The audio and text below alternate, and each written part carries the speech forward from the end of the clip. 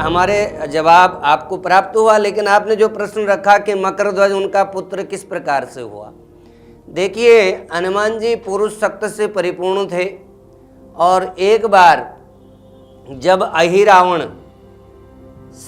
भगवान राम और लक्ष्मण जी को पाताल लोक में लेकर चले गए, तो हनुमान जी महाराज उनके खोज में जब पाताल लोक की ओर प्रस्थान कर रहे थे तो वहाँ के मुख्य द्वार पर मकरध्वज से उनकी मुलाकात हुई, उनका परिचय हुआ। मकरध्वज ने उन्हें अंदर नहीं जाने दिया, तो हनुमान जी के लाख प्रयास करने पर भी जब नहीं जाने दिया गया तो उनका युद्ध हुआ। लेकिन तब यह ज्ञान प्राप्त हुआ कि हनुमान जी का जो ये मकरध्वज जो उनका पुत्र है, उनका परिचय हुआ। और हनुमान जी चूँकि बड़े बलिष्ठ थे, ब्रह्मचार्य का उन्होंने पालन किया था, अतुलित तेज थे, तो उनके पसीनों के बूंदों से, क्योंकि पहले ओजस पुत्र भी जन्म लेते थे, उसके लिए केवल शारीरिक संबंध होना अनिवार्य नहीं था।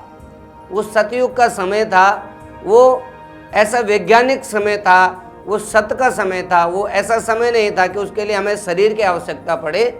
इसलिए मकरध्वज जो उत्पन्न हुए थे उनके पसीनों के बूंदों से उत्पन्न हुए थे, उसमें किसी भी रूप से हनुमान जी उसमें शारीरिक रूप से उनका संबंध नहीं रहा।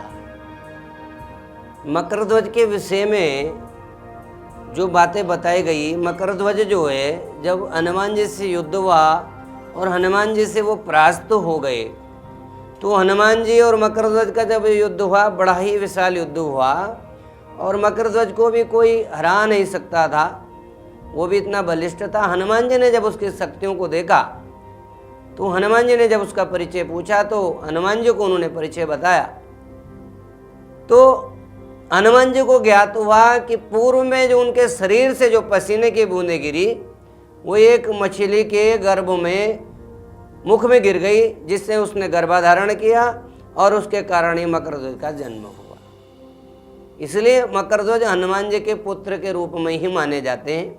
और चूंकि वो वहाँ पर पाताल लोक में वो वहाँ पे सुरक्षा कर रहे थे, तो हनुमान जी के पुत्र के रूप में उनकी गिनती की जाती है।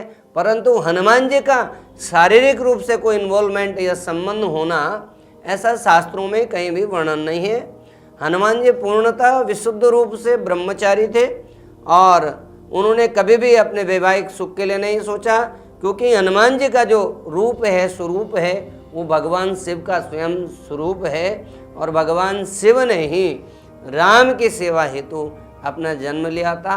शास्त्रों में हनुमान चालीसा में अनेक जगह वर्णन आया है, शंकर सुवन केसरी नंदन।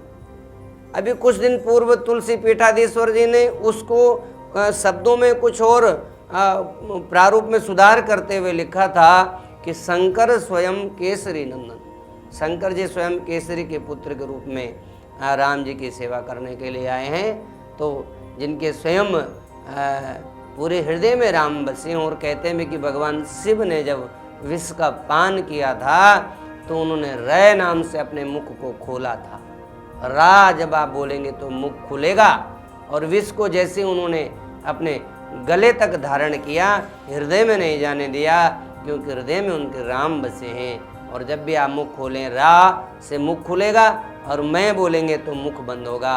और रा नाम से, ये राम नाम लेने मात्र से ही उनका मुख खुला भी और बंद भी हुआ, और उन्होंने विष को अपने कंठ में ही धारण किया, जिसके कारण वो नीलकंठ कहलाए। उन्होंने हृदय में नहीं जाने दिया, क्योंकि हृदय में भगवान स्वयं राम उनके बैठे हुए। इसलिए ये उनकी यह कथा आती है कि मकरध्वज भगवान हनुमान जी के पुत्र थे, और हनुमान जी ने सुवर्चला नाम कन्या जो कि सूर्य के पुत्र थे, उससे उनका विवाह हुआ था, और वो शिक्षा प्राप्ति करने हेतु उनका विवाह